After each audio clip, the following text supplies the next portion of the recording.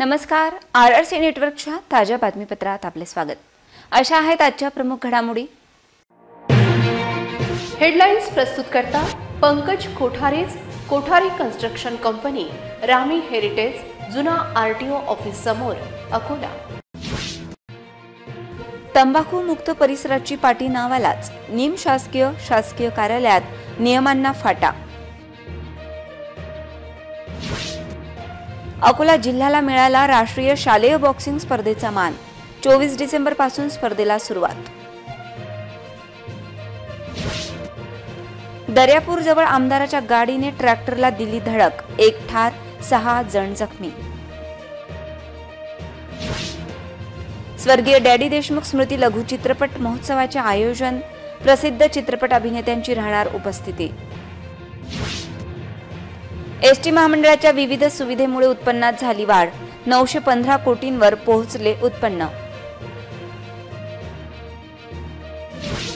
आता सविस्तर बातम्या। शासकीय निम शासकीय कार्यालय व इतर ठिकाणी तंबाखू व तंबाखूजन्य पदार्थाच्या विक्रीवर प्रतिबंध असताना अकोला जिल्हाधिकारी कार्यालय व जिल्हा परिषदेच्या मुख्य प्रवेशद्वारासमोरील मोठ्या प्रमाणात तंबाखू व तंबाखूजन्य पदार्थांची विक्री होत असल्याने शासकीय कार्यालयातील तंबाखूमुक्त परिसर ही घोषणा हवेत विरल्याचे दिसून येत आहे। तंबाखू आणि तंबाखूजन्य पदार्थ प्रतिबंध कायद्यानुसार निम शासकीय, खासगी कार्यालय, उपाहारगृहे व कार्यालयाचा परिसर इत्यादी सार्वजनिक ठिकाणी तंबाखू व तंबाखूजन्य पदार्थांचे सेवन तथा धूम्रपान करणे व थुंकणे हे प्रतिबंधित करण्यात आले आहे। मात्र याची अंमलबजावणी अकोला जिल्ह्यातील शासकीय कार्यालयात कुठेही होताना दिसत नाही। जिल्हाधिकारी कार्यालय व जिल्हा परिषदेच्या मुख्य प्रवेशद्वारासमोरच मोठ्या प्रमाणात तंबाखू व तंबाखूजन्य पदार्थांची विक्री होत असल्याने शासकीय कार्यालयातील तंबाखूमुक्त परिसर ही घोषणा हवेत विरली आहे। जनसामान्यांच्या आरोग्याच्या दृष्टिकोनातून आणि शासकीय इमारती स्वच्छ राहण्यासाठी स्वच्छ भारत मोहिमेद्वारे शासकीय इमारती साफसफाई करून शासकीय कार्यालय व परिसर हा तंबाखूमुक्त परिसर म्हणून जाहीर केला आहे। त्याची अंमलबजावणी करण्यात यावी असा शासनाचा आदेश असताना शासनाच्या आदेशाची पायमल्ली होत असल्याने संबंधित विभागाचे दुर्लक्ष होत आहे। यावर्षी राष्ट्रीय शालेय बॉक्सिंग स्पर्धेचा मान अकोला जिल्ह्याला मिळाला आहे।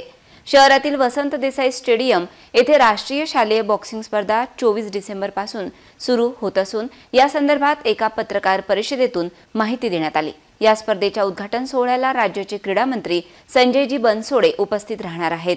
या स्पर्धेची तयारी अंतिम टप्प्यात पोहोचली आहे। 67व्या राष्ट्रीय शालेय क्रीडा स्पर्धांचे भारतीय शालेय खेळ महासंघाने आयोजन निश्चित केले असून बॉक्सिंग स्पर्धेचा बहुमान जिल्ह्याला मिळाला आहे।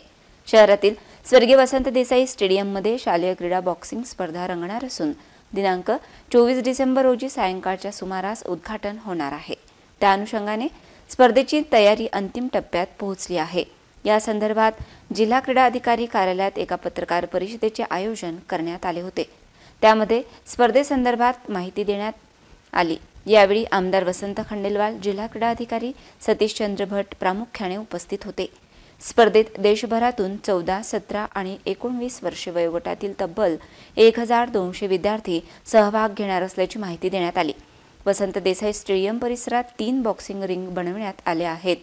स्पर्धेचे उद्घाटन रविवार दिनांक 24 डिसेंबर रोजी होणार असून यावेळी क्रीडा मंत्री संजयजी बनसोडे, भारतीय बॉक्सिंग संघाचे माजी प्रशिक्षक GS संधू आदी मान्यवर उपस्थित राहणार। तर स्पर्धेचा समारोप 29 डिसेंबरला होणार आहे।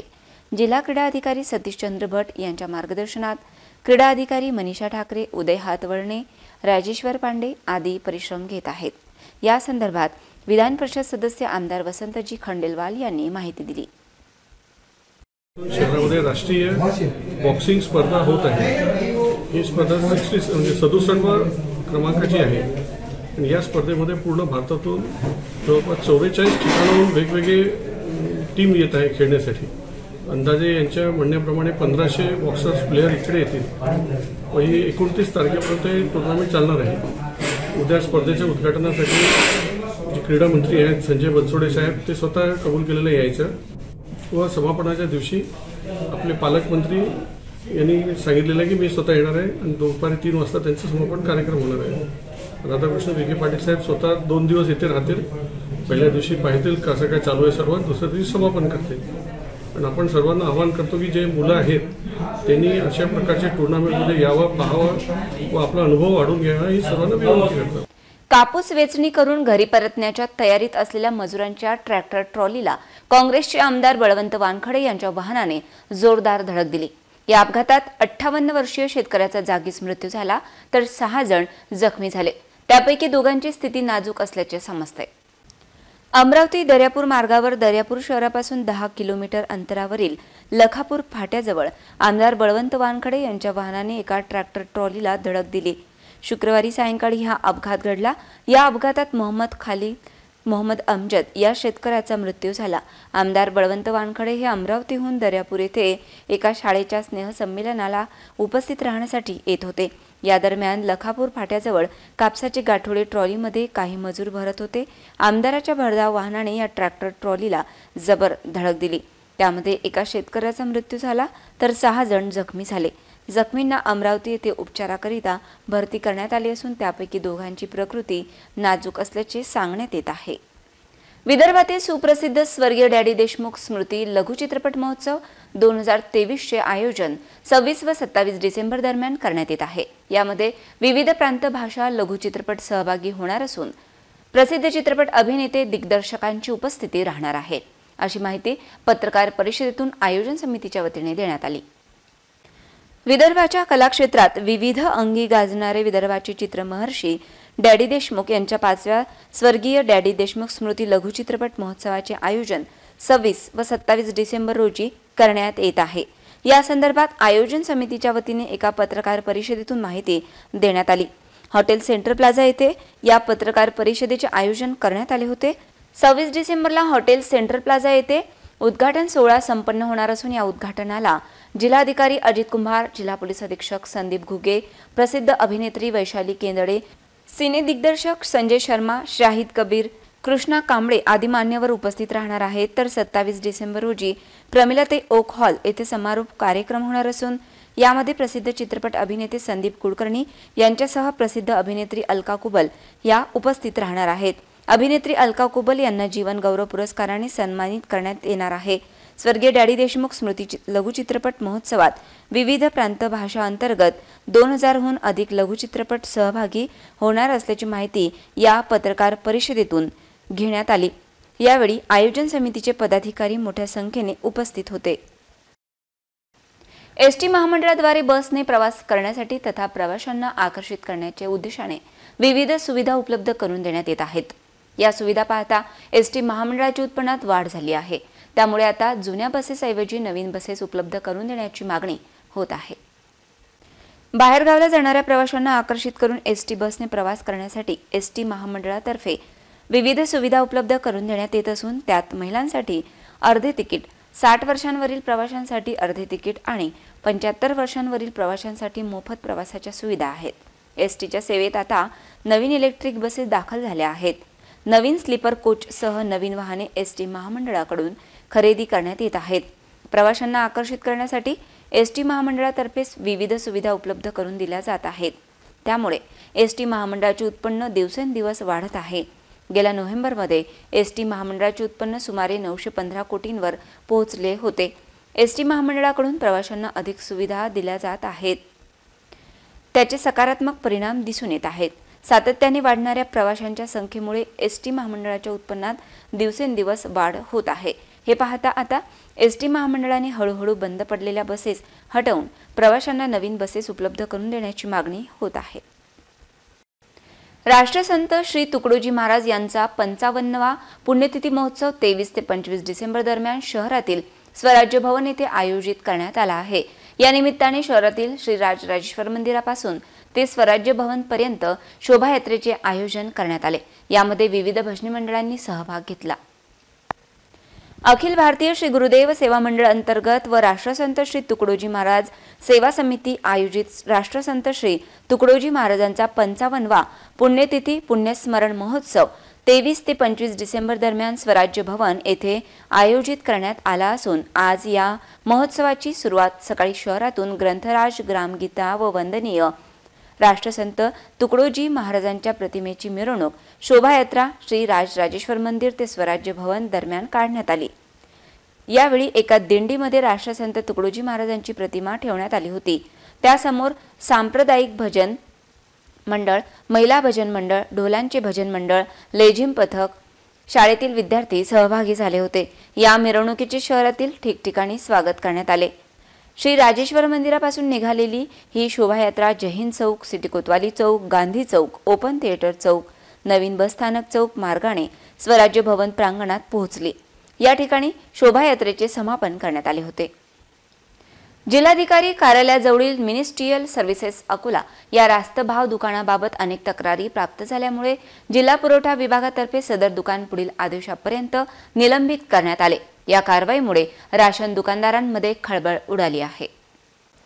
अकोला शहरातील जिल्हाधिकारी कार्यालयाजवळील मिनिस्ट्रियल सर्व्हिसेस अकोला हे रास्तभाव दुकान तात्पुरते निलंबित करण्याचे आदेश जिल्हा पुरवठा विभागातर्फे देण्यात आले आहेत।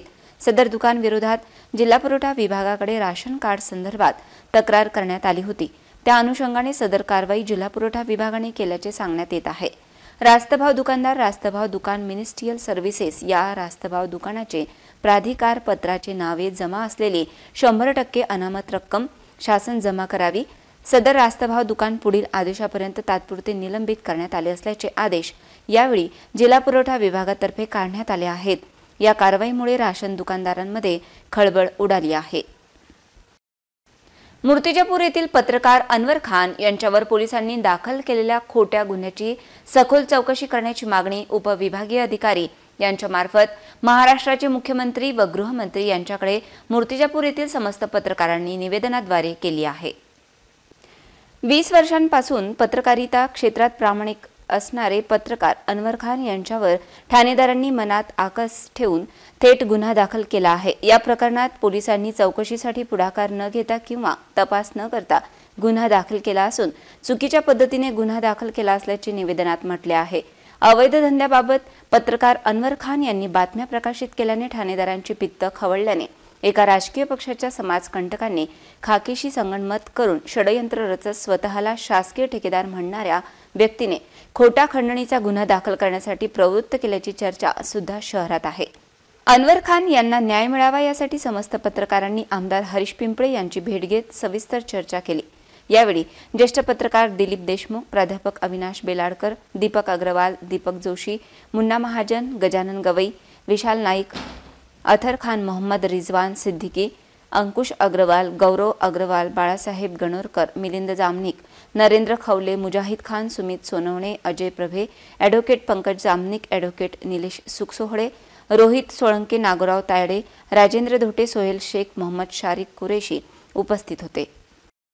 लोकशाहीचा चौथा आधारस्तंभ ज्याला म्हटला जातो पत्रकारिता, तोच लोकशाहीचा चौथा आधारस्तंभ हा खिळखिळा करण्याचा प्रयत्न मूर्तिजापूर शहरातल्या काही अधिकाऱ्यांनी केलेला आहे। आमच्या एका पत्रकार बांधवावर काही कारण नसताना खंडणीचा गुन्हा दाखल केलेला आहे। वास्तविक पाहता संबंधित पत्रकार हा 21 वर्षापासून पत्रकारिता करतो। 21 वर्षामध्ये त्याच्यावर कुठल्याही प्रकारचा गुन्हा दाखल झालेला नाही। परंतु हे जे नवीन अधिकारी या ठिकाणी आले तर या अधिकाऱ्यांनी तर त्यांचं काय असेल ते आम्हाला माहीत नाही काही, परंतु या पत्रकारावर हा जो गुन्हा या ठिकाणी दाखल केला आणि मुस्कटबाजी जी या ठिकाणी केलेली आहे, लोकशाहीचा गळा दाबण्याचा प्रयत्न या ठिकाणी या पद्धतीने जर होत असेल तर हे आम्ही कधीही खपून घेणार नाही।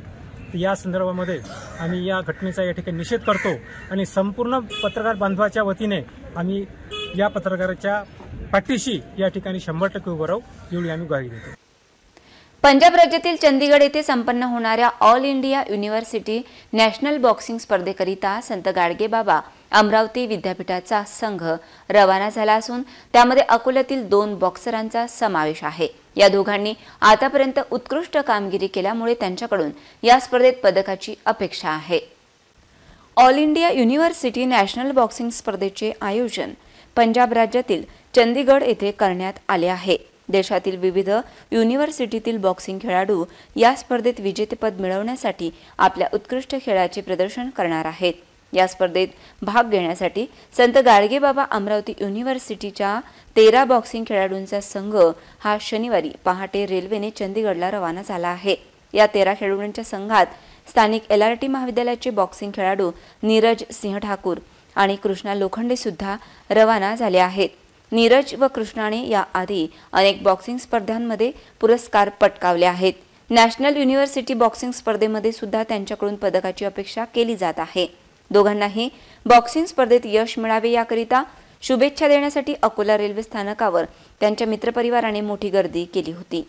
अकोला शहरातील क्रिकेट क्लब मैदान समोरील उड्डाण पुलाजवळील भूमिगत पाईपलाईन फुटल्यामुळे पाण्याचा मोठ्या प्रमाणात अपव्यय होत असून याकडे मनपा पाणी पुरवठा विभागाचे दुर्लक्ष झाले आहे. या पाईपलाईनची दुरुस्ती करण्याची मागणी होत आहे. शहरातील अकोला क्रिकेट क्लब मैदानासमोरील उड्डाण पुलाजवळून जाणारी पाण्याची पाईपलाईन फुटल्याने गेल्या काही दिवसांपासून या मार्गावर मोठ्या प्रमाणात पिण्याच्या पाण्याची नासाडी होत आहे. हे पाणी संपूर्ण मार्गावर वाहत राहते. या वाहत्या पाण्यामुळे अलीकडे निर्माण करण्यात आलेल्या रस्त्याचे डांबरीकरण खराब झाले आहे. अनेक ठिकाणी डांबरी रस्ता उखडला गेला आहे. रस्त्यावर पाणी साचल्याने एखादे वाहन भरधाव वेगाने जात असताना रस्त्यावरून ये-जा करणाऱ्या नागरिकांच्या अंगावर पाणी उडत आहे. ज्या दिवशी परिसरात पाणी पुरवठा केला जातो त्या दिवशी या मार्गावर पाणी दिवसभर वाहत असते. त्यामुळे पाण्याचा मोठ्या प्रमाणात अपव्यय होत आहे. अपव्यय थांबवण्यासाठी ही तुटलेली पाईपलाईन महापालिकेच्या पाणी पुरवठा विभागाने लवकरात लवकर दुरुस्ती करावी अशी मागणी नागरिकांकडून होत आहे. पुन्हा एक नजर टाकूया आजच्या प्रमुख घडामोडींवर. हेडलाईन्स प्रस्तुत करता पंकज कोठारेज, कोठारी कन्स्ट्रक्शन कंपनी, रामी हेरिटेज, जुना आरटीओ ऑफिस समोर, अकोला. तंबाखू मुक्त परिसराची पाटी नावालाच शासकीय कार्यालयात नियमांना फाटा. अकोला जिल्ह्याला मिळाला राष्ट्रीय शालेय बॉक्सिंग स्पर्धेचा मान. 24 डिसेंबर पासून स्पर्धेला सुरुवात. दर्यापूर जवळ आमदाराच्या गाडीने ट्रॅक्टरला दिली धडक. 1 ठार, 6 जण जखमी. स्वर्गीय डॅडी देशमुख स्मृती लघु चित्रपट महोत्सवाचे आयोजन. प्रसिद्ध चित्रपट अभिनेत्यांची राहणार उपस्थिती. एसटी महामंडळाच्या विविध सुविधेमुळे उत्पन्नात झाली वाढ. 915 कोटींवर पोहोचले उत्पन्न. बातम्यांसाठी तुम्ही पाहत रहा RRC न्यूज. यूट्यूब चॅनलवर तुम्ही पण लाईक आणि सबस्क्राईब करा RRC डिजिटल अकोला हे यूट्यूब चॅनल. जगभरात कुठेही पहा RRC डिजिटल अकोला. पुन्हा भेटूया ताज्या बातम्यांसह, नव्या घडामोडींसह, नव्या बातमीपत्रात. तोवर नमस्कार.